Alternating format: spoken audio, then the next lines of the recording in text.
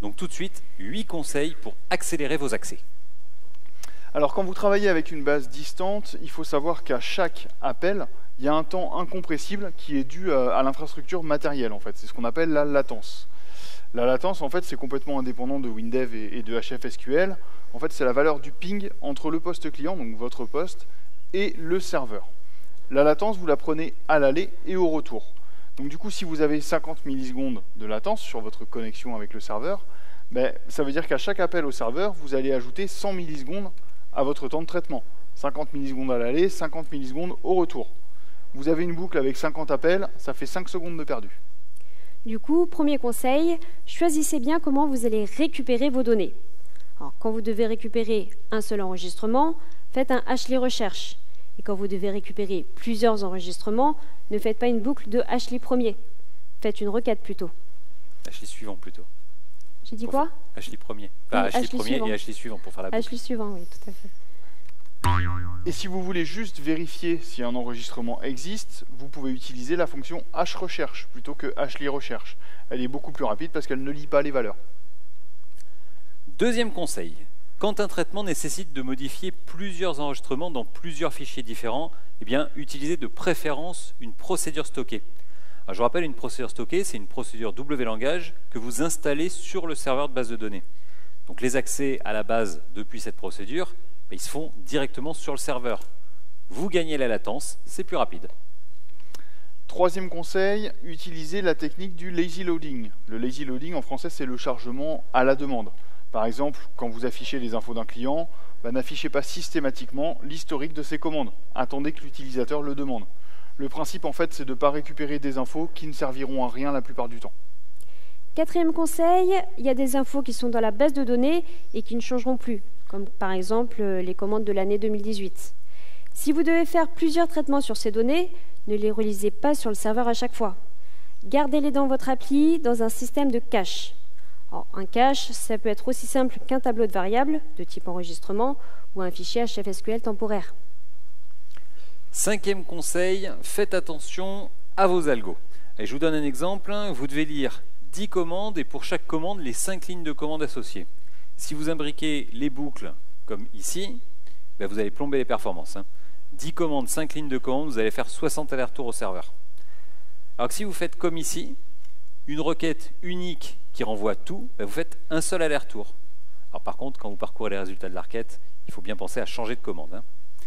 Vous gagnez de précieuses secondes, votre appli est plus fluide, plus dynamique, plus réactive. Donc avec une base de données distante, faites attention à vos algos. Parce que si en local, il n'y a pas de différence perceptible, à distance, ça se sent très rapidement. Sixième conseil, quand vous programmez une boucle de lecture sur un fichier et que vous ne faites pas de requête, plutôt qu'un pour tout, utilisez plutôt les fonctions hash. Alors, pourquoi? Il faut savoir en fait que le pour tout, c'est un concept avancé avec une sécurité de parcours intégrée. Le pour tout, à chaque tour de boucle, il va effectuer automatiquement des sauvegardes et des restaurations de position. Donc ça provoque plus d'allers-retours avec le serveur. Septième conseil, compressez la connexion à la base de données. Les paquets qui transitent seront plus petits et ça sera donc plus rapide. Mais ça prendra plus de temps sur le serveur pour compresser et client pour décompresser. Dans HFSQL, pour compresser la connexion, c'est facile. C'est ici, c'est dans la description de la connexion. Donc dans l'onglet avancé, il suffit de cocher la case « Compresser les données » et vous pouvez aussi le faire par programmation en mettant la propriété « compression » de la variable « connexion à vrai ». Huitième conseil, pour réduire l'attente des utilisateurs, faites vos traitements longs en asynchrone, en arrière-plan. Comme ça, dès que vous lancez votre traitement, des résultats commencent à s'afficher, l'utilisateur il a des trucs à lire, il est content. Vous verrez, à l'usage, vos utilisateurs ils vous remercieront. Je vous rappelle qu'en version 27, vous avez gagné la nouvelle fonction WLangage hexecute requête asynchrone. Cette nouvelle fonction, elle attend 3 paramètres. La requête à exécuter, une procédure qui sera appelée pour chaque enregistrement et une procédure qui sera appelée à la fin quand toutes les lignes auront été récupérées. Allez, je vous montre un exemple. Voilà. En haut, c'est le code existant, le code synchrone. Donc, vous voyez, on exécute la requête avec hexecute requête. Ensuite, le code parcourt les résultats et remplit un chantable. Et à la fin, il calcule un total. Alors pour passer ce code en asynchrone, il y a 3 choses à faire. La première, je remplace l'appel à la fonction hExecuteRequête par la fonction hExecuteRequête asynchrone. La seconde, je prends le code qui est dans la boucle de parcours et je le déplace dans une procédure interne. Cette procédure, je la donne en paramètre à hExecuteRequête. Et la troisième, je prends le code qui est exécuté à la fin de la boucle, je le déplace lui aussi dans une procédure interne, et cette procédure, je la donne également en paramètre à hExecuteRequête.